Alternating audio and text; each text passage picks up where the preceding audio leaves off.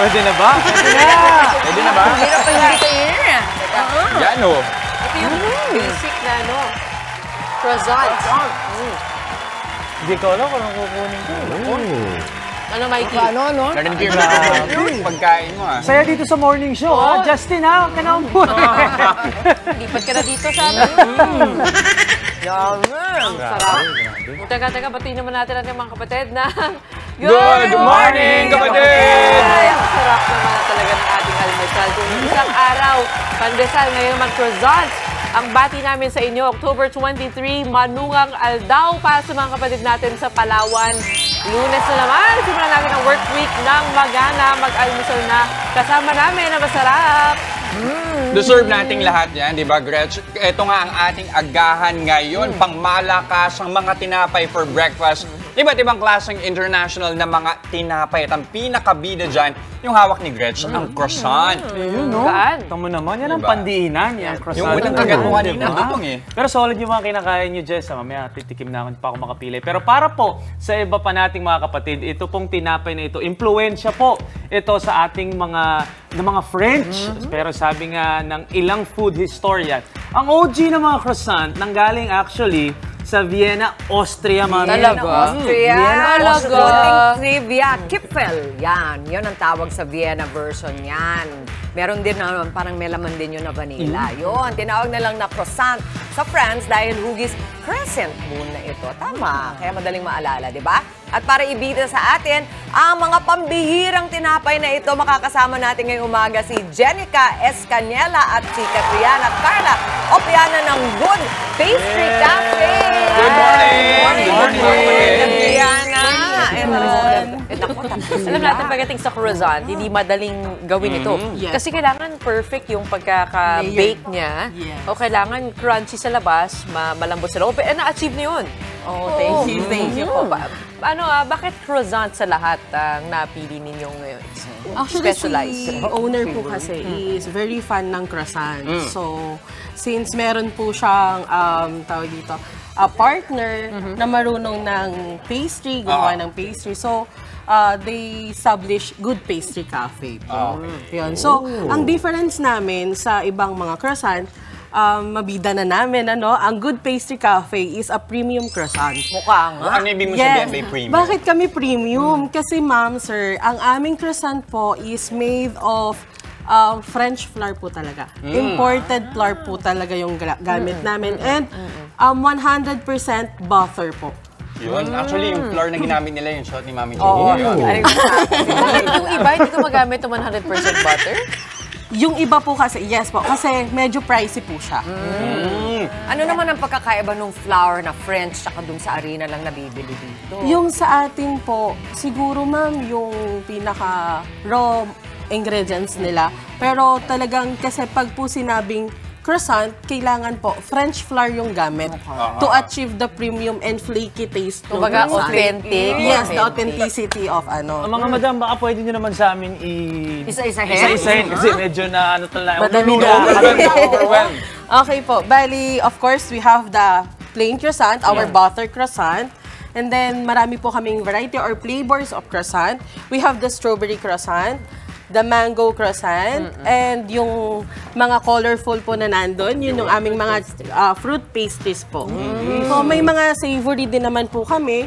We have the baguette, pizza baguette, the egg roll po, the corn cheese, and the pizza pastry. Yun yung tinira mo, Mikey. Oo. Savory, yung hindi Pero matamis, ano? para din siguro mas maintindihan ng mga kapatid natin, baka nagtataka sila kung ano yung croissant. Ano nga ba yung croissant? Anong pinagkaiba niya sa ibang tinapay? Main ingredients. Oo. Ating chef. Go ahead, Oo. madam. Main ingredients Oo. for croissant. Siyempre po yung flour, then butter, then water.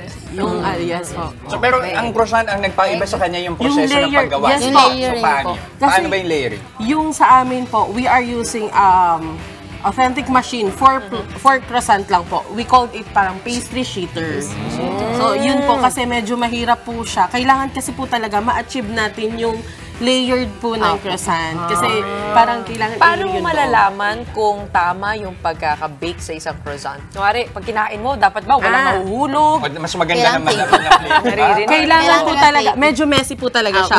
So, mas messy, mas authentic. Ay, gano'n! Ay, naku, Ah, hindi na pala. lang. Yes Kung mas po. makalat, mas totoo. Yes po, kasi, yes po. Tapos, yung loob po niya, if you notice, pag may pagpukinat siya sa loob, para po siyang may Ay, mga makalat, hole. oh, yung kay. Yun na nga, oh. Makalat. Subukan na kaya Natin, natin. no? Paano gumawa? Game. Unahin ko itong tinira ko na talaga, hindi ako makapigil. Yung pastry nito is pareho din sa croissant. Yes po, pareho Okay, po. parang iniibal yun lang yung Yung toppings, hugis at saka yes. yung topping. Yes po. Oh, gusto na nilang Subukan masarap. natin. Subukan na natin. Pakita natin paano nga ba ginagawa itong croissant. Game. Ano mo magagawin? Pandoro po. Pandoro. Ito. Ito Ibig po sabihin, siya. ayun. Wow. Parang Croissant hirap din siya, kainin yan, ah. pero po iba lang yung ano. Ay, Game. mas mo na yan, Parang isa-sandwich mo lang yun. Is that icing? With cream cheese po. Cream cheese, okay. Pero kung titingnan niyo po siya, look, parang sobrang tamis. Pero surprisingly po, not. Because Good Pastry Cafe, lahat po ng product namin is less sugar and no preservatives. Ayun, perfect. Hindi ka mauumay, ano? Kasi Yes pag po. masyadong matamis, ganun eh. This is our bestseller po talaga. Anong tawag? Pandoro? Pandoro. Yes po. Hirap niya ni Gan. Di ba? Medyo Slice mo. messy. Kakat talaga, no? Opo. Kakat talaga. Ano So, naman gusto yung whipped cream nyo? Ano ba yan? Galing din France? Hindi naman po, pero imported din siya. Pero Imported meron din naman po talaga tayo kayo. dito. Yes po. Oo. Pag-uwi ko sa weekend, kuha kita sa France. Wow! Sa weekend din. Balik na Ito lang ako. natin na yung croissant. Ayan po. Uy, naririnig ko ha. Parang Yeah, yeah. nung kinat mo, rinig mo yung flaky. Ito, ano naman po ginagawa nyo? Yung mango croissant po na. Mango croissant. Ano po, whipped cream with mango bits po. Okay. Para siyang cream puff lalabas. Yes Oo, po. ang sarap ng whipped cream. Kaya yung whipped cream po O, niya, tayo daw gumawa. Ayun na, tapos na. Ayun na, tapos na. Parang Mabilis lang pala yun. gusto kong tikman yung ibang flavors. Kailangan pa ba? Eh. May isa pa po. May isa pa. O, game. Ito may Oreo, oh. Teka, na-curious ako dito. Wait, dessert, ah. Kwento mo nga yung kakainin. Apo, oo. that's our Oreo cookies and cream. Croissant Ito po. po. So, So, meron din po siya topping. sa loob. Yes po. Coated po May siya ng laman? white chocolate. Magaan lang siya. Yung maganda Isang dito, straight kasi po sa nga. donut, parang ramdam na ramdam mo na deep fried eh. Opo. Dito parang ang gaan. Yes po. Hindi ka masyado magigilty. Kasi Yes nasa po. taas lang yung ano niya. Kaya makakatalo ka. Gano'n. Yes. Trader pala yan. eh. Alam mo lang. Patikim-tikim, pero makakaubos din. Pero teka, parang curious ako dito. Hindi Ayan siya po ang aming bestseller din talaga. tinan mo. The cream brulee. Nakukuha mo. Mga tarts po na. Iba naman ito. So, Yan, ma'am, talaga, ang mas pastry bianca niya is hindi yung croissant. Yung gawa ko, pastry. paketchup Jess, Jess, hindi nakakatakot. Paketchup na. Hindi ako masyado Jess. Paketchup na eh. Tapos? I-ano Kala mo, Jess, ang dali lang. Kala mo ha? Oo! Ganun mo, Jess. Ganun mo, Jess. Teka, gawin natin. Ganun mo, Parang ang saya mo. Strawberry, okay. Maglagay, wala akong gloves eh. Yawn. O, gumanda naman eh. Actually, ang dami mga malalakihan ng Basta pastry nakuha chef, mo di na ba? yung tamang recipe nung breading mismo. Ano ba, Pwede mo Mikey? nang laro-laruin yung flavor. Yes po, opo. Mikey, magpapatalo ka ba? Magpapatalo ka ba? May lasa ka na. Lasang daliri ni Jess. Uy, hindi ko na. Pwede Okay naman. kung may Oh, isang... maganda. Ito. Gumanda. Ganda. Good job, Jess. Ano, ilalaban ko si Mikey Reyes yan. Si Tito Mikey, marunong gumawa ng mango croissant. Mamaya, dali. Tikman eh, pang breakfast. Hindi, ito yung ginawa ko. Ang pizza baguette po. Pero magkano po yung Oo, croissants nyo? Magkano Ayun, yung Ito binibenta? talaga, guys. Bali, ang pricing po ng mga pastry in Good Pastry Cafe is nag-range po siya sa 110 to 240 pesos po. Per piece. Medyo, ano rin na, Medyo mataas na pricey. premium. Yes po. Oh, parang isang meal na rin. Hindi naman sila magsisisi, ma'am. Sabi nga nung mga Kasi nakakabusog. regular namin is okay, worth it naman sa price yung aming. So yung pinaka-basic, yan yung 140. 110 po. 110. Yes po. Yung ganito na may flavor, magkano naman ito? 170 to 160, 140. Ano yung pinakamahal? Pinakamahal po ay si Pandoro. 210 po. 210. Yes. Itong creme brulee, ang Pero still, sarap. malaki. Parang may leche flan sa loob. Yes Oo, po. magkano naman ito? Si creme brulee po is 190 pesos. Okay. Ito mga 250, Pwede mo no? i-share. Yes. Pero kung gawa ni Jess, 350 na yan. 250, no? Ito. Alam mo, maganda itong pangregalo, ano? Meron pa pong isang specialty ang Okay. good pastry. So, meron po kami ditong prepare na hot chocolate. Hot chocolate! Meron pa panulak. Ayan May po. panulak. Ayun naman pala. Big! Yan po Ay. hot chocolate namin is real choco po. Kita niyo naman sa Perfect video. na, perfect na, no? Kasi yung mga French cafe, ganyan talaga, di ba? May hot Oh, chocolate wait, silang anong gagawin mo? Tapos po, with Partner whipped ng cream. pizza. Oh, okay. Justin, kung nanonood ka, re-rebook na kita. Wow. Paano? Yan. Parang yung whipped cream nyo, gamit na gamit. Lahat pwede na. Yun. Ganyan po Tapos, siya, ma'am. Tapos, ang gagawin po natin, kunin po natin si choco. Then, scoop lang po tayo ng whipped cream. Ay, gano'n. Tapos, ngayon po, ang pinaka-exciting part po dito is ididip niyo po yung croissant. Great. Parang kapit pandesal. Yes, sige. Ito pong baby Ito croissant, mali, ma'am. Yan. Yan, ma'am.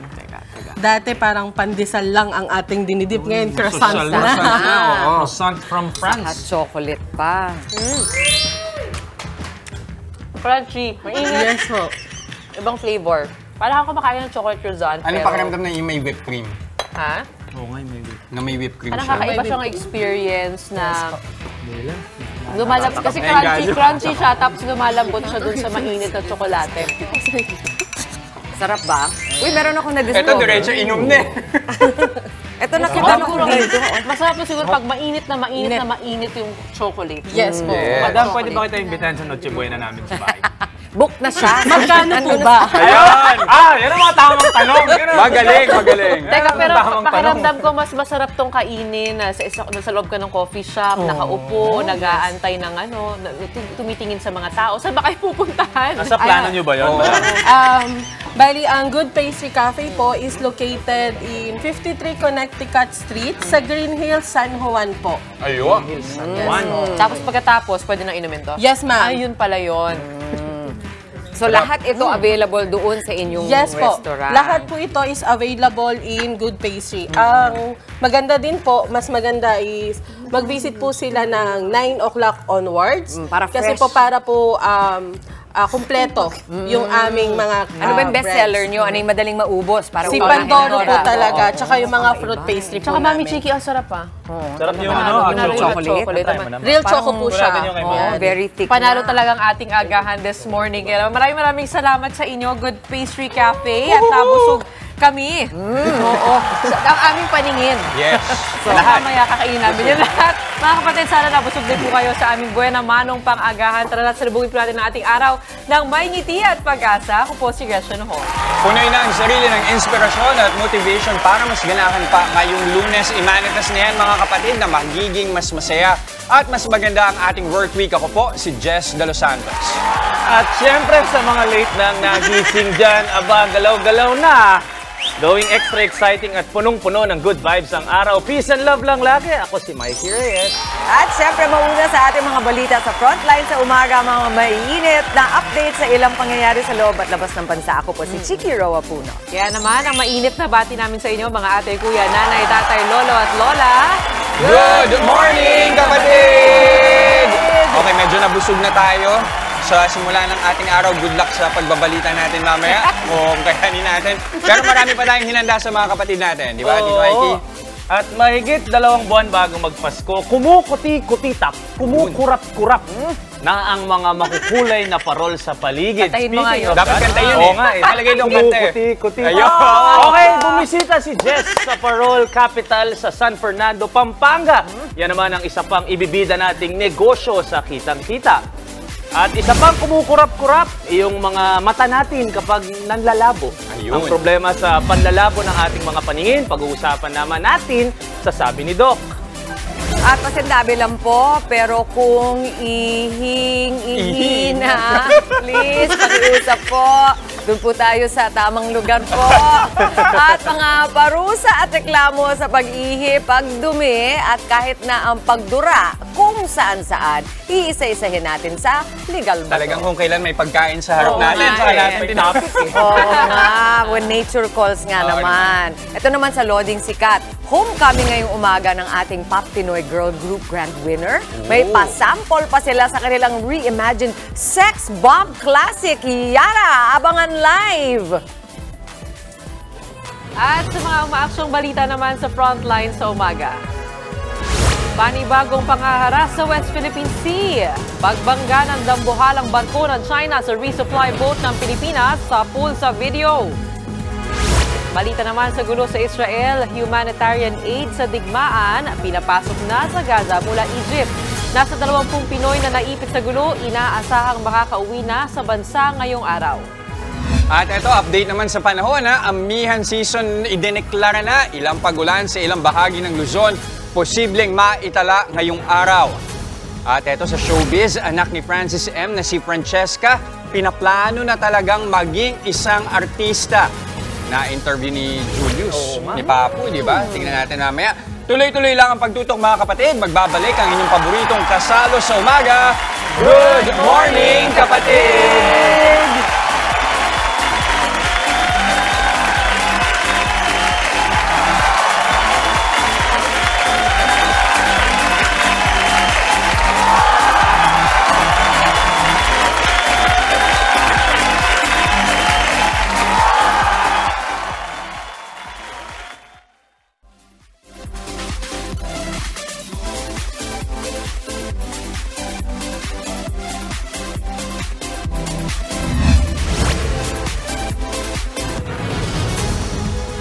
Narito na ang mga umaaksyong balita ngayong araw. Ihatid namin mula mismo sa frontline sa umaga.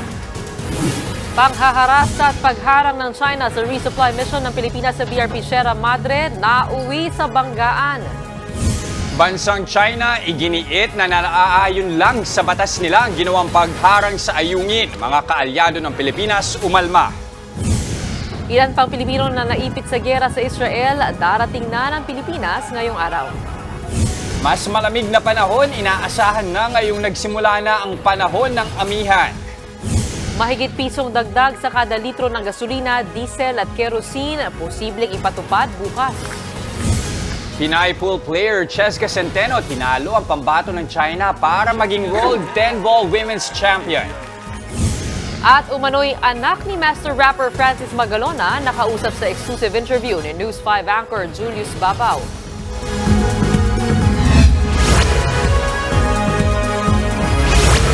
Nangyari na rin ang pinangangambahan ng marami sa gitna ng panibagong resupply mission ng Pilipinas sa BRP Sierra Madre.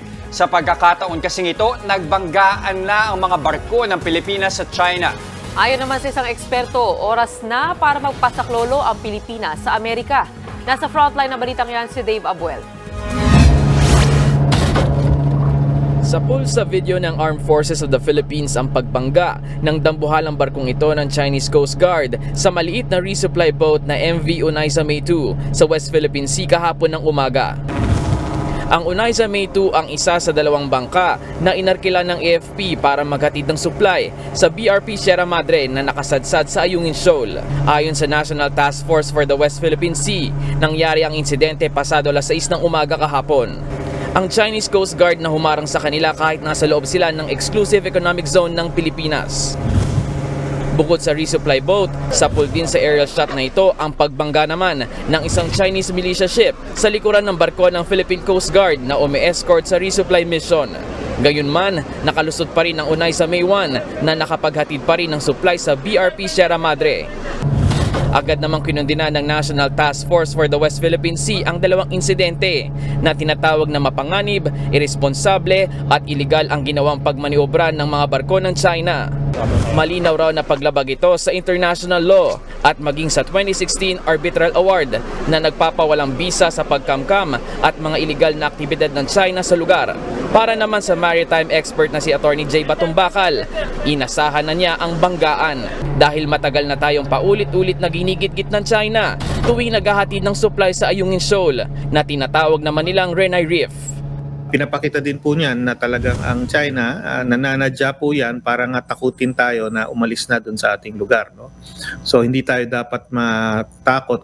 Sa kabila ng paulit-ulit na harassment ng China, iginiit ni Batong Bakal na hindi dapat patulan ng Pilipinas ang pagiging agresibo ng China. Pero pwede raw tayong maningil ng danyos kung masira ang mga barkong binangga nila. Panahon na rin daw para kausapin ng gobyerno ang Amerika para bumalangkas ng kaukulang hakbang tuwing hinaharas ang mga barko ng Pilipinas sa West Philippine Sea. Bali po, meron naman tayong Mutual Defense Treaty pero ito po ay hindi po ito yung issue ng triggering the treaty, no? Dahil yung treaty po ay in effect naman eh. So walang katanungan na ito ay applicable, no? Ang dapat ngayong mangyari ay pag-usapan natin ang nating treaty ally gaya ng US kung ano magiging proportional response dyan sa mga ganyang klaseng insidente, no? At yung response na yon, hindi naman necessarily na bakbakan yon, maaari din yun mga economic, mga diplomatic and other sanctions. Hindi na bago ang insidente ng pangaharas at pangaharang ng mga barko ng China sa ating mga barko kahit nasa loob ng ating exclusive economic zone. Kaya ayon kay Batong Bakal, tama ang ginagawang pagsasapubliko ng Coast Guard sa mga ganitong insidente para maipakita sa buong mundo ang iligal na mga aktibidad ng China sa West Philippine Sea. Nagbabalita mula sa Frontline, Dave Abuel, News 5. Wala raw dapat ibang sisihin ng Pilipinas kundi ang sarili nito sa nangyaring banggaan sa Ayungin Shoal. Dagdag pa ng China na ayon sa batas ang ginawa nilang pagharang. Nasa Frontline ng balitang yan si Camille Samonte. Pinalagan ng China ang paninisi ng Pilipinas sa nangyaring banggaan ng 2 barko sa Ayungin Shoal. Alas 6 ng umaga nitong linggo nang mangyari ang insidente habang nasa resupply mission ang isang vessel ng Armed Forces of the Philippines. Sa video ng China, makikitang kumabig pakaliwa ang vessel ng Pilipinas para maiwasan ang nakaharang na Chinese Coast Guard ship. Pero sa kwento ng China, hindi raw pinansin ng Pilipinas ang paulit-ulit nitong babala sa tinatawag nilang Renai Reef. Kaya raw nito hinarang ang mga tropa natin. Giit pa nila, illegal umanong nagdadala ng construction materials ang bansa. Sa pahayag ng AFP, ang Onaiza May 2 ay isang resupply boat na nagdadala ng pangangailangan ng mga Marines na nakaistasyon sa BRP Sierra Madre. Pagmamatigas ng China, lawful o naaayon sa batas ang hakbanging ito ng kanilang Coast Guard dahil trespassing daw ang Pilipinas. Hindi rin daw professional at ligtas ang ginawang pagdaan ng Pilipinas. Sinadya rin daw ng Onaiza May 2 na umatras na siyang nagdulot ng banggaan. Tingin nila, ito ang paraan ng Pilipinas para palalain ang tensyon sa pinag-aagawang bahagi ng West Philippine Sea. Inakusahan din nila ng paglabag sa International Regulations for Preventing Collision at Sea ang bansa. Ito yung rules of the road na dapat sundin ng mga sasakyang pandagat para maiwasan ang banggaan. Kaya Pilipinas daw ang dapat nasisihin sa nangyaring banggaan. Hindi pa rin binibitawan ng China ang hawak sa kanilang claim sa West Philippine Sea at patuloy na naniniwalang kanila ang ayungin. Ito ay kahit na naglabas na ng arbitral ruling noong 2016 na walang basihan ang mga claim na ito. Nagbabalita mula sa Frontline, Camille Samonte, News 5.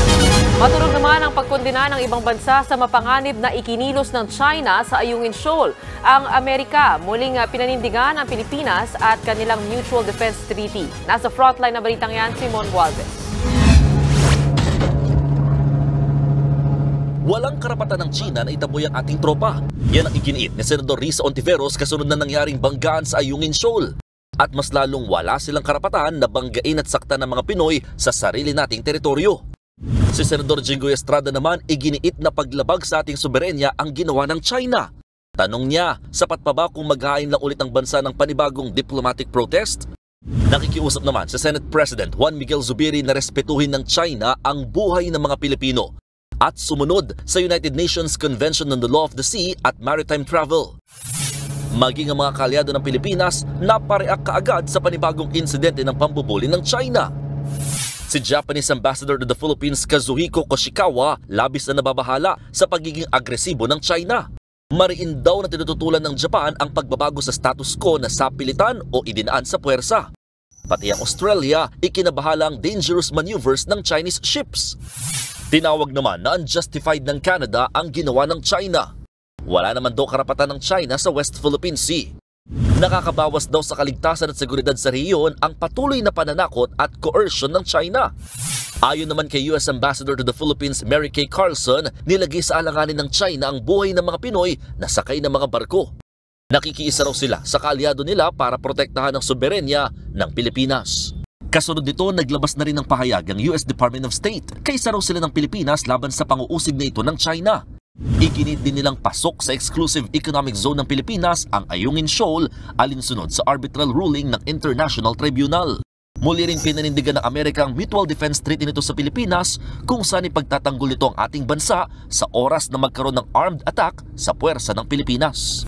Nagbabalita mula sa Frontline, Mon Gualvez, News 5. Nakapasok na sa Gaza ang humanitarian aid para sa libu-libong naipit sa gyera ng Israel at Hamas. Tuloy-tuloy naman ang pagpapauwi ng mga kababayan nating naipit doon. Nasa frontline ng balitang yan si Gerard de la Peña. Matapos ang ilang araw na paghihintay, pinayagan ng tumawid sa Rafah border ang mga truck na ito mula sa Egypt papasok ng Gaza.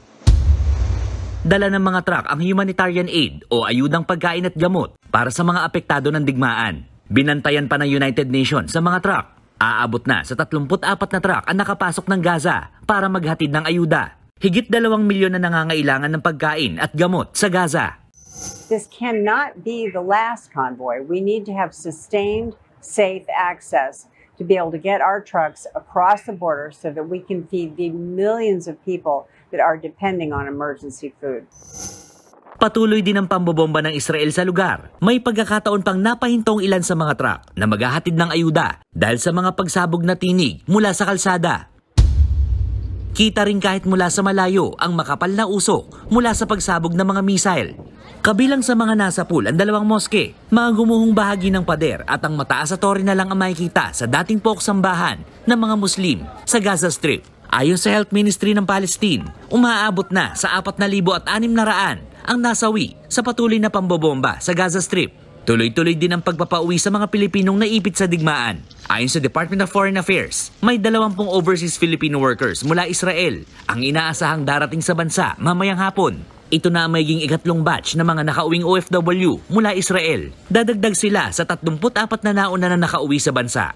Nagpatupad na rin ng voluntary repatriation ang Embahada ng Pilipinas sa Lebanon dahil naman niya sa digmaan sa pagitan ng Israel at Hezbollah na naghayag ng suporta sa grupong Hamas. Nananawagan ng Embahada sa mga Pinoy sa Lebanon na makipag-ugnayan sa kanila para sa repatriation. Nagbabalita mula sa Frontline, Gerard de la Peña, News 5.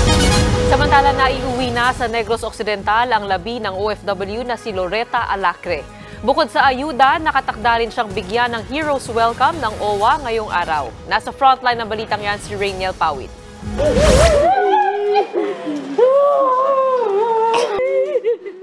Naging madamdami ng pagsalubong ng 7 kapatid ni Loretta Alacre sa pag-uwi ng kanyang mga labi sa Cadiz City, Negros Occidental kahapon. Si Loretta ay nasawi matapos pagbabarilin ng grupong Hamas habang pauwi sa kanyang bahay sa Tel Aviv, Israel. Dito sa tahanan ng pamilya Alacre, 10 araw na ibuburol si Loretta.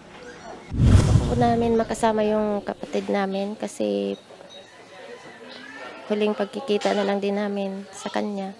Taong 2015 nang huling magbakasyon sa Pilipinas si Loretta. Uuwi raw nga sana ito sa Disyembre para rito sa bansa magpasko at ipagdiwang ang ika-50 kaarawan niya.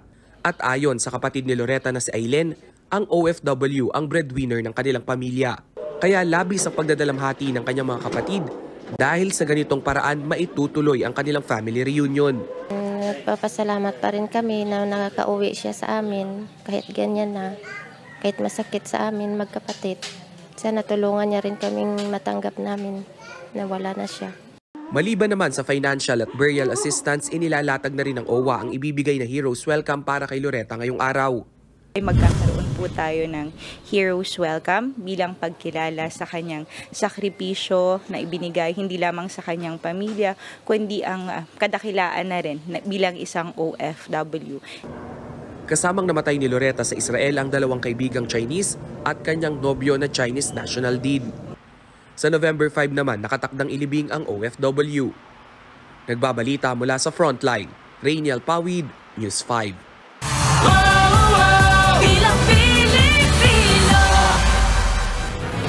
Mahigit 100 barangay ang idinagdag sa listahan ng election hotspots ng COMELEC. Kaya naman umakyat sa 361 ang mga barangay na nasa ilalim ng red category. Isang linggo bago ang botohan para sa barangay at SK elections. Inilalagay sa red category ang isang lugar kung mayroong pinaghihinalaang election-related incident o may banta sa seguridad sa lugar dahil sa terorista o armadong grupo.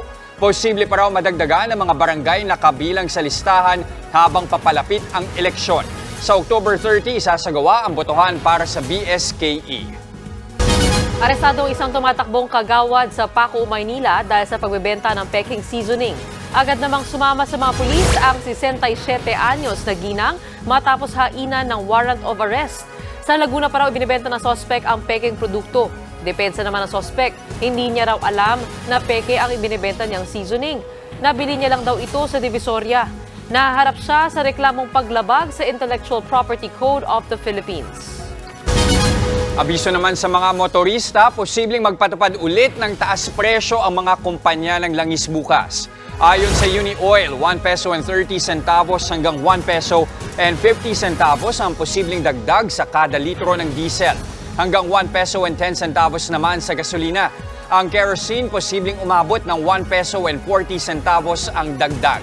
Ang posibleng price hike ay alinsunod daw sa paggalaw ng presyo ng petrolyo sa world market. Sa ating weather update, asahan na ang maulang panahon sa ilang bahagi ng bansa dahil sa umiiral na amihan at shear line. Ayon sa Pag-asa, magiging maulap na may kalat-kalat na pag-ulan ang mararanasan sa Metro Manila, Calabarzon at maging sa Bicol at Central Visayas dahil sa shear line o ang pagsasalubong ng mainit at malamig na hangin. Magiging maulan din sa Northern Luzon, kabilang na ang Cagayan Valley, Ilocos at Cordillera dahil naman sa epekto ng northeast monsoon o amihan. Habang mga localized thunderstorm ang magdadala ng kalat-kalat na pag-ulan sa iba pang bahagi ng bansa.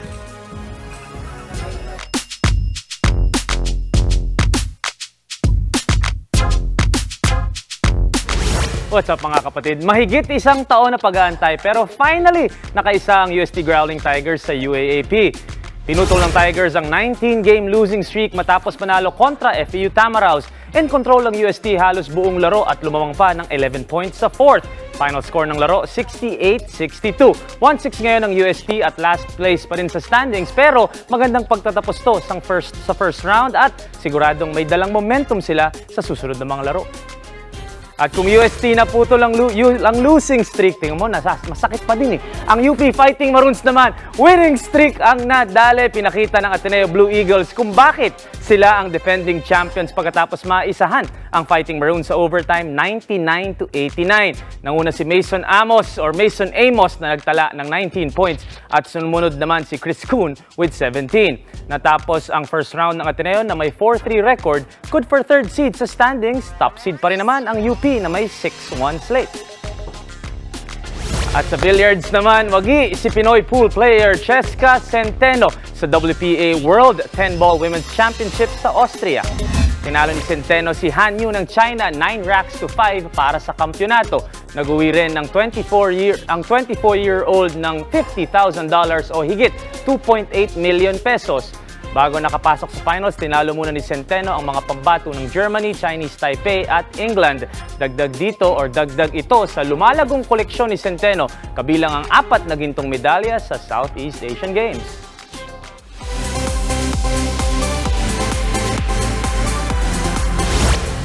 Nagkwento sa kanyang paglantad ang nagpakilalang anak ni Francis Magalona na si Francesca Rait. May mensahe rin si Francesca sa publiko at sa pamilya Magalona.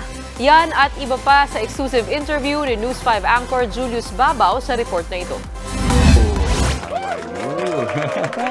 Game na nakipagkwentuhan kay Papu Julius Babaw si Francesca Rait, ang nagpapakilalang anak ni master rapper Francis Magalona.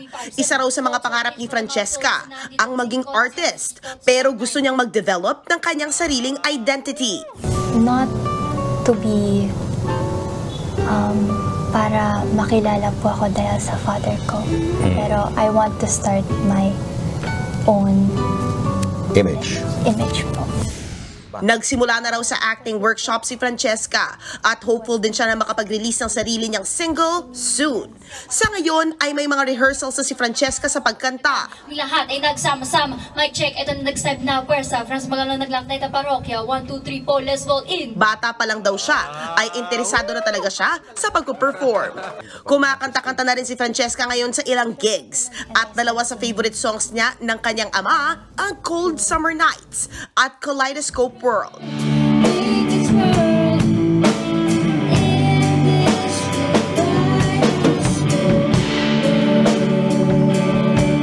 15 anyos na ngayon si Francesca. Sanggol pa siya noong nasawi si Francis M. noong 2009. Ramdam daw ni Francesca ang pagmamahal ng kanyang ama kahit pa hindi niya ito nakasama ng matagal. I felt the love po. Kasi po, dun sa mga stories na kinukwento sa akin, I can tell po na he did really care for me and for us. May mga pagkakataon din daw na kinakausap niya ang tatay. Kinikwentuhan ko po siya. Sometimes about my days, whether I'm doing good, whether I'm doing bad, yung ganun po. Kwento pa ni Francesca, maayos ang relasyon niya sa kanya ngayong stepfather. Pero may mga pagkakataon daw na naiisip niya ang kanyang biological dad. I'm okay without a father. I just think about him sometimes na paano kaya kung nandito pa po siya, ganun. Pero I'm okay po. Ginusto rin daw talaga ni Francesca ang kanyang paglantad at hindi rin daw siya naaapektuhan sa sinasabi ng mga tao. I don't get affected po kasi po I know the story. May mensahe naman si Francesca sa kanyang mommy na si Abigail at maging sa publiko. I want to tell my mom to stay strong and to don't mind the comments. Kung hanggang dito lang po, the bash will keep going on. So I still want the people to know my mom's side of the story. Bukas din naman si Francesca kapag inimbitahan ng pamilya Magalona. I want to tell them that I hope that you accept me. I don't have any bad intentions. Nagbabalita mula sa Frontline, MJ Marfori, News 5. Panuorin na lang natin yung buong kwento sa vlog ni Papu. Yun! Papu, ayan. Kaya nga, tatanong ko nga mamaya. Pero gusto ko lang sabihin, Gretch, congratulations. Ang ganda nung laban ng Ateneo UE. Ay, thank you sa pagbabalik. Galing. Ay! Oy! Sakto! Teka lang, sigurado ko ba sa suot mo? Kita mo na bulul-bulul ako kanina. Ang akin naman, sa inyong round 1. Kung umabot man kayo sa finals, doon na lang tayo magkaalaman. Para mas exciting. Overtime Bulul yun ako eh. kanina, binding up mo pa ulit. Alam mo, pagka panalo kayo, hindi na kailangan magsalita. Oh! Madalis. So take the high road ka. Makes for more exciting UAAP, di ba? Balikan tayo sa finals. Yun. Mamaya pag-uusapan natin ang mga parusa kaugnay ng pag-ihi kung saan-saan. Idedetalya sa atin yan ni Attorney Buko sa Legal Bato. At kung mura at dekalidad. Delikado. Kung mura at dekalidad na parol ang hanap, dumayo na sa Lantern Capital of the Philippines ang San Fernando, Pampanga. Nauna ngang bumisita riyan si Jess at iba't ibang mabentang parol ngayon. Abangan sa kitang-kita. At sasabi ni Doc, mga dahilan kung bakit lumalabo ang mata, iisa-isahin ni Doc Dex Makalintal. Naalala namin si Justina. Huwag kayong aalis. Babalik pa yung favorite morning kasalo ang Good morning, kapatid!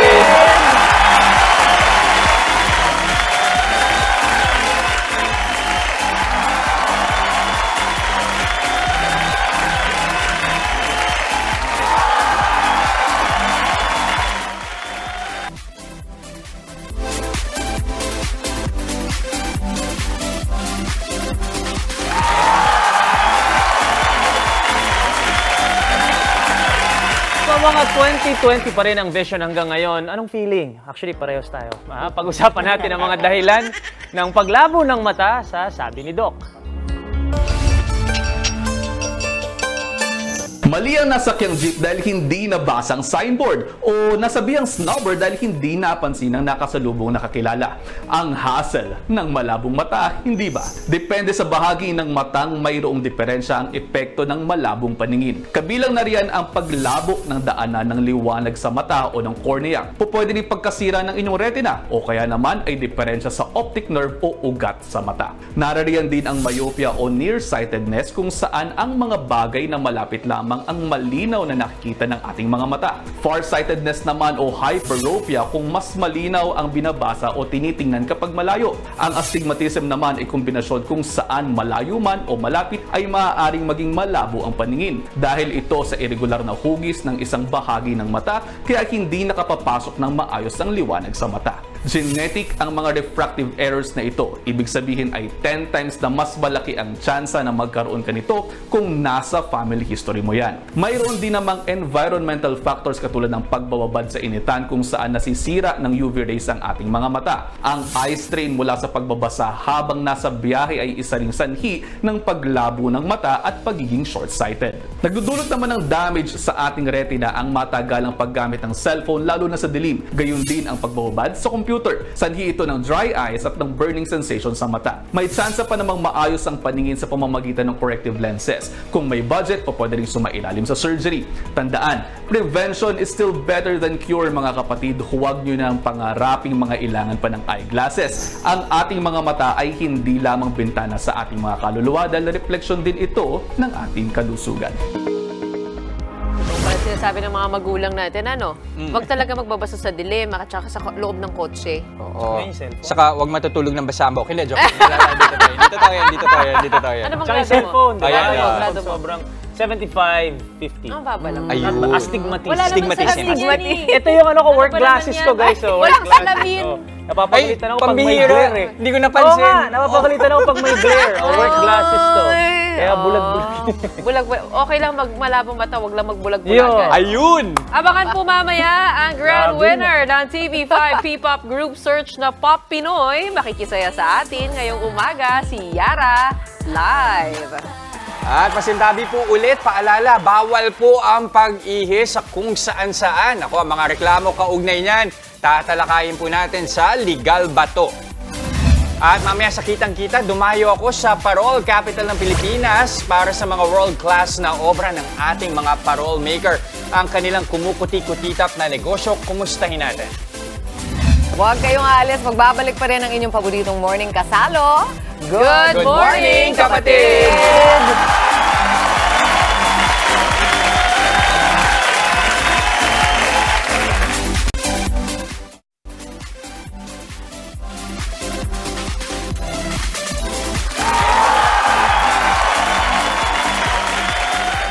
Nanonood pa rin ho kayo ng Good Morning Kapatid. Alam nyo, itong mga parol, hindi lang yung pang-dekorasyon tuwing Pasko. Particular itong hawak ko, ako gumawa nito pag malaki ko lang.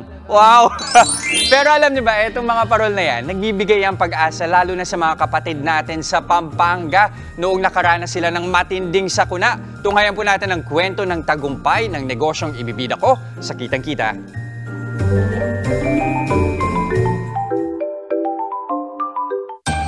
Nagkikislapan, nakahahalina at nagniningning. Ito ang mga parol ng San Fernando City, Pampanga, ang tinaguriang Christmas capital of the Philippines. Isa nga sa mga legendary parol maker dito si Rolando Quiambao, may-ari ng Rollrens Lantern and General Merchandise. Bata pa lang daw siya, big deal na sa mga Kapampangan ang paggawa ng parol. Kaya naman naging hanap buhay niya noon ang pagkukumpuni ng mga nasirang parol. Pinahiram pa siya noon ng gobyerno ng 15,000 pampuhunan. Nililista ko yung mga mayayaman dito na may parol. Tapos pupuntahan ko, i-offer ko yung service ko. Tapos nagugusto nila yung gawa. Yun, pinapapilit ko lang yung pinapalitan yung mga punding bombilya, tapos papalitan, dadamitan ulit. Pero ang kulay ng Pasko sa Pampanga nabalot ng kadiliman sa pagputok ng Mount Pinatubo noong 1991. Nabaon sa lahar ang bayan ng San Fernando. Pero taong 1995, sa kagustuhang manumbalik ang sigla ng Pasko, kinontrata ng lokal na pamahalaan si Rolando na gumawa ng mga parol para sa buong bayan. 4 na cluster star lang. Yung mga parol na yan ang naging pailaw ng mga Fernandino para tumayo uli, gano'n. At mula noon, hindi na nga napundi pa ang industriya ng pagpaparol sa San Fernando. Napalaban na nga rin ako sa paggawa nito. Oras na para sa Kitang-Kita Challenge. Metong, Adwa, Atlo, game! Parang dinadaya niyo ako, nasa na kayo. Pero kadalasan gano'ng katagal to, La Arnie? 8 minutes. 8 minutes? Sa akin, 8 hours. Mukhang nakahanap na tayo ng strategy. Aray! Salita naman kayo dyan. Seryoso nila, hindi sila nagsasalita. Parang ramdam ko nang matatalo talaga ako dito. Yari na ako. Hindi pa! Yari na ako. Yari na ako. Yari ka na. Yari ka na. Bibiro sa kanila 8 minutes. Tayo 8 oras ata abutin natin, matapos lang to. So, saludo sa ating mga gumagawa ng parol. Kitang-kita naman, dugo, pawis, at paso ang inaabot makagawa lang ng mga dekalibreng parol nila Roland. Ang hiling ni Roland, mahalin din ng mga bagong henerasyon ng Kapampangan ang pagpaparol. Lesson na natutunan mo sa pagnenegosyo mo ng ilang dekada tungkol sa pagpapailaw at paggawa ng parol? Una, yung you play it by heart talaga. Dapat homegrown lantern maker ka. Yung talagang from the very beginning, alam mo yung pinagmula niyan, alam mo yung kwento niya. Kasi aanin mo yung produktong walang kwento, walang kwenta. Ay, ang galing naman noon. Gaya ng kislap na mga tala, ang mga parol ang nagbibigay liwanag at pag-asa sa mga taga-Pampanga na anumang pagsubok ng buhay, kayang-kaya pa rin makakita ng liwanag. Mas na-appreciate mo lalo pag naririnig mo yung mga storya at yung pinanggalingan, yung tradition behind it, ano? Saka lalo na yung sa kaso nga nila Kuya Roland, sila talaga yung kinuha ng gobyerno para, kasi nga after nung pumutok yung pinatubo, nagalisan yung mga tao sa Pampanga, parang guiding light ulit ng mga taga-Pampanga yung parol nila para bumalik sila. Oh, diba? Parang nativity story. May fiesta dyan every diba? year ng contest ng parol. Yes. Magkano na ba yung pinakamura? Meron silang yung parang, wala siya masyadong ilaw pero merong 500, parang gano'n. Yung plato lang na size ng parol. Gusto na nga nila makilala sa Parol Capital of the Philippines. Yes. Ang ayon ka naman doon. Oo naman. Naku, yung mga ginagawa nilang parol, nire-request ng mga LGU sa Mindanao pa. So imagine sa kanila pero talaga hindi lang kumukuha. Parol. Parang balita ko okay na yung sisig doon. Ay, oo. Susunod. May matitikman tayo sisig. Jess, ano tingin mo mas okay? Yung ginawa mong parol, yung ginawa mong croissant? Parang ano? Doon na tayo sa parol. Parol na lang siguro. Hindi natin kailangan kayo yung parol. Ikaw naman nagpapakita ang multifaceted talaga. Ay naman. Oo, ito may iba tayo. Pasintabi po mga kapatid. Paunawa po sa lahat. Pero kung naiihina, humanap po ng tamang lugar. Ipinagbabawal po kasi ang pag-ihi kung saan-saan, lalo na sa mga pampublikong lugar.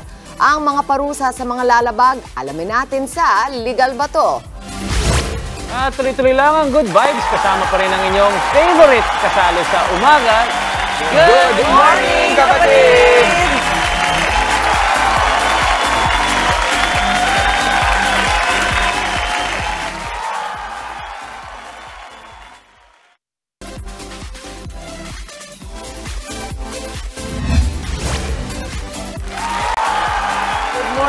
Kapatid, kaway-kaway po sa mga ihi ng ihi kung saan-saan makaramdam naman tayo. Bawal po yan. Ito ang tatalakayin ni Attorney Buko sa Legal Ba To?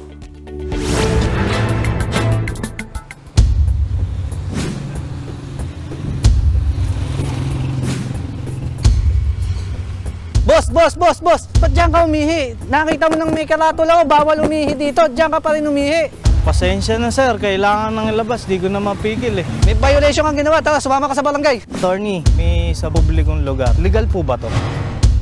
Hindi po yan legal. Ayon sa Section 48, Paragraph 1 ng Republic Act 9003 o yung Solid Waste Management Act, bawal umihi o dumumi o dumura o magtapo ng anumang basura sa mga pampublikong lugar. Ang sino mang lalabag sa batas na ito ay maaaring makasuhan at maparusahan ng multa na 300 pesos hanggang 1,000 piso o community service ng 1 hanggang 15 araw.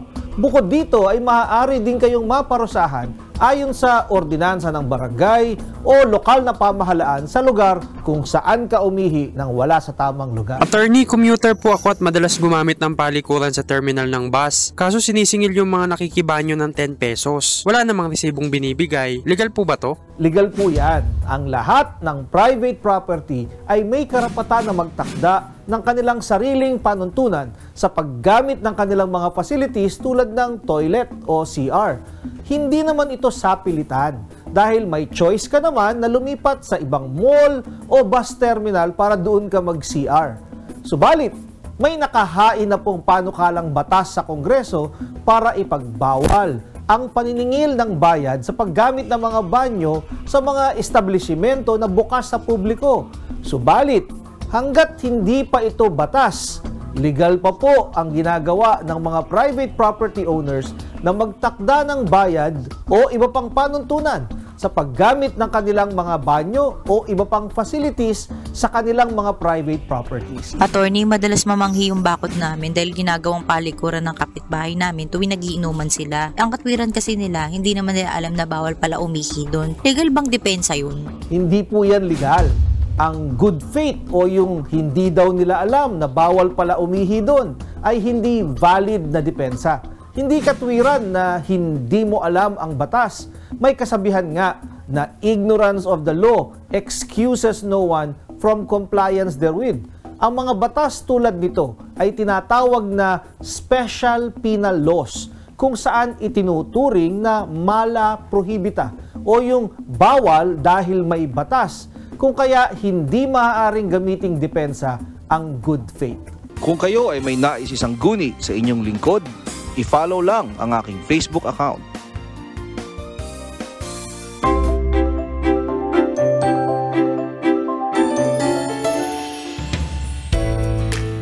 Marriage is like a house we enter in, then commit to never leave. Iyo si Jobert Limbaga. Iyo si Ain Limbaga. Happily married! Hoben man kami akasa, but we stood the test of time. Por causa na diamon amor, na uno'y otro, y con el Dios. Taabla sila, perfect love, drives out fear. Thank you, ma. Sabroso kayo at LMX3 coffee. Siyempre, low-acid coffee. Por eso, libyano na di aton bariga.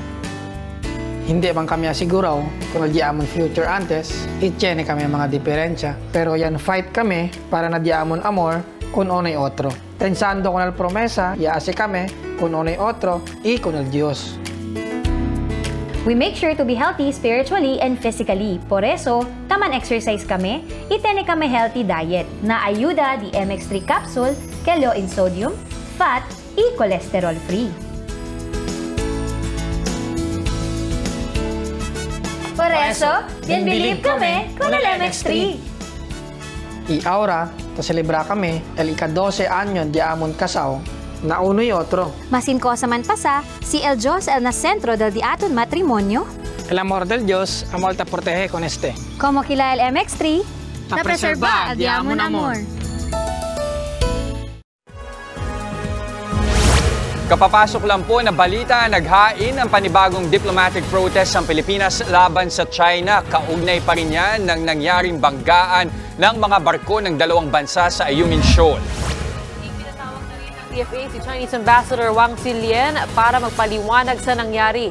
Pero kinatawan niya lang ang humarap sa DFA dahil nasa labas daw ng bansa ang ambassador. Sa kabila nito, nanindigan ng National Security Council na hindi katanggap-tanggap ang nangyari.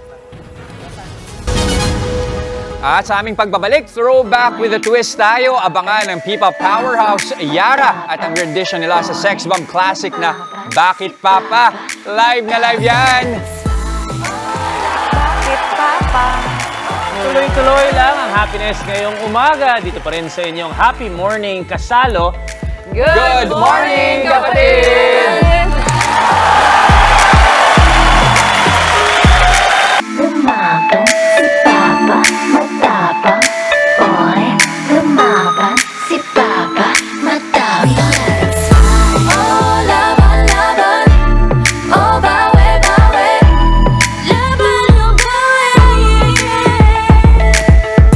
Oh, laban, laban. Oh, laban, laban. Oh, bawe, bawe.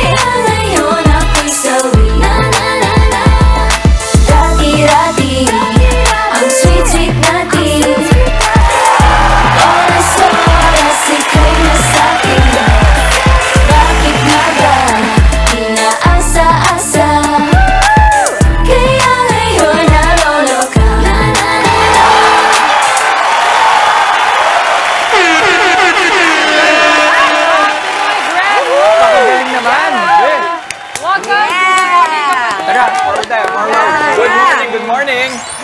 Pamilyar na pamilyar sa atin yung kanta at yung sayaw na yun. Laban-laban o bawi-bawi. Ano ba yun? Ano ba yun? Hindi naabutan. Kasama natin ngayon sila Jellu, Rocher, Krista, and Kim ng P-Pop Powerhouse Group, Yara. Good morning sa inyo. Okay, teka lang, nagtatanungan kami kanina. Naabutan nyo ba talaga yung sex bomb? Yes. Ako po, yes. Talaga? Talaga ang babata eh. Pakilala nga naman kayo, at saka ano yung age? We are Fly. Hi! I'm Rocher. I'm Jellu. I'm Krista. I'm Kim, and we are Yara! I'm Jess. Galing mo na. Yara, ano yung explain? Yara. Ang ganda ng pangalan niya. Yara. Yara po ay isang from Arabic origin po, meaning small butterfly. And then gusto po kasi namin, like the butterfly, gusto po namin maging hope, inspiration sa mga viewers namin. And that's why yung mga supporters po namin and fans po namin, tinatawag namin silang cocoons. Kasi alam po natin yung cocoon, before maging butterfly, it nourishes the pupa before it becomes a butterfly. So parang sila po yung nagsisilbing protection namin, inspiration and motivation namin to grow and go outside the world. Ganda naman Galing namang explanation na yun. Mami Chiki, Jester, alam mo ba itong grupo na ito? Sila yung nanalo nung Pop Pinoy noong 2021. Yeah. Pero 2023, this year sila nag-debut. Officially under Sony Entertainment, kasama yung SB19. Wow! Talagang level up naman kasi nakikita mo yung talent nila. Nandun 2021 kayo na-discover. Pero trinabaho nyo ng 2 taon. At parang ang nakikita ko is yung inyong, parang kayong very synchronized at para talaga kayong grupo na nagpapakiramdaman. Diba? Yes. Importante ba yan sa inyo? Yes, opo, sobra. Sobrang importante po yan kasi po, doon po nakikita yung unity namin as a group and our charisma. And of course, yung manonood sa amin, mararamdaman nila yun kapag may teamwork yung isang group. Naramdaman talaga. Naramdaman naman. Pero kakaiba sa kanila, it's a hip-hop at saka pop Pinoy. Ang gusto nilang i-blend. Actually, yun nga yung gusto kong tanong. With yung Bakit Papa, yung version ninyo. Paano may original saan nun? ang galing? Hindi ko nga kasi alam eh. Hindi ko nga kasi naabutan. Sino ba yung sex? Baka kasama sana ako sa iyo eh. Sino ba yun? Hindi, pero paano nyo, saan ang galing yung idea? Nagagawin yung parang R&B, parang acoustic yung dating eh, di ba? Pop nga. So, where did that idea come from? Tapos paano nyo naisip yun? Actually po, kasi po yung sa Pop Pinoy po, wherein nag-champion po kami. Nag-cover po kami doon ng Bakit Papa po. And parang, yun po yung pinaka-nagustuhan ng mga tao sa amin. Bakit kaya? Kasi alam lang lahat yan. Except ikaw. Si Justin natin, hindi rin alam. And then po, parang... SB19 na naabutan ko.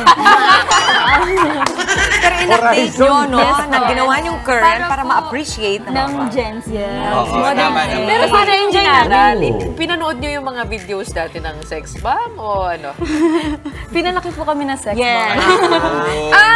bomb. Mga magulang nyo! Mother! Kayo, matagal na kayong magkakaibigan, even before the competition. So, paano kayo nabuo as a group? 2017 po nag-audition kami sa isang Korean entertainment here sa Philippines. Doon po kami nagkita-kita actually. And then we... Tapos naging dance cover group po kami ng K-pop hanggang sa nagkaroon po ng Pop Pinoy. Tapos doon na po nagsimula yung journey namin as P-pop. Sino yung anak ng sex bomb dancer? Hindi mo joke lang. Ano yung itinuro sa inyo ng yung mga mentor? Mentors. Parang sa performance ninyo, ano yung, kumbaga, syempre, passing down to the next generation yan. Ano yung advice nila sa inyo? Na-meet nyo na ba sila? Actually yesterday. Wow! Sa Howlers Manila po, na naganap sa Circuit Makati. Andun din po sila, OG Sex Bomb Girls. So, yun po nakausap po namin sila. Then, napakinggan na rin po nila yung Bakit Papa. Then, nakapag-picture din po kami sa kanila. Tsaka first time po namin sila napanood on stage. Iba talaga sa pakiramdam. Kamusta naman? Kamusta naman? Ano mga naisip nyo? Ha? Kasama yung sex mo pala. Wala ako. Nung bata pa ako? Well, panahon na. Siyempre, imbitahan nyo sila sa kung ano yung mga susunod pa na nilang makikita sa Yara. What's next? What's next? Ayun po, abangan nyo po kami sa darating po ng Campus Pop. Maglilibot po kami sa iba't ibang universities. Kasama po namin ang iba't ibang P-pop groups din po. And sana po, pumunta po kayo doon. And first stop po is sa Bulacan. Yes. Dr. Yang. DYCI. So, kita-kita kids. Kita-kita kids. Tama po tayo. Mga school. Pero ang gusto ko talaga yung matutunan, yan kung paano tumalon mula sa silya. Grabe, ibang klaseng level ng skill yan. Oh. Maraming salamat sa inyo, Yara. More performances, more success. And that's it para sa ating laban na Monday. 63 days to go. Pasko na. Kita-kits pa rin po tayo bukas, mga kapatid. And of course, enjoy lang ang araw. Spread good vibes, mga kapatid. Keep smiling lang. Yan ang paalala ng inyong paboritong kasalo sa umaga. Good morning, kapatid!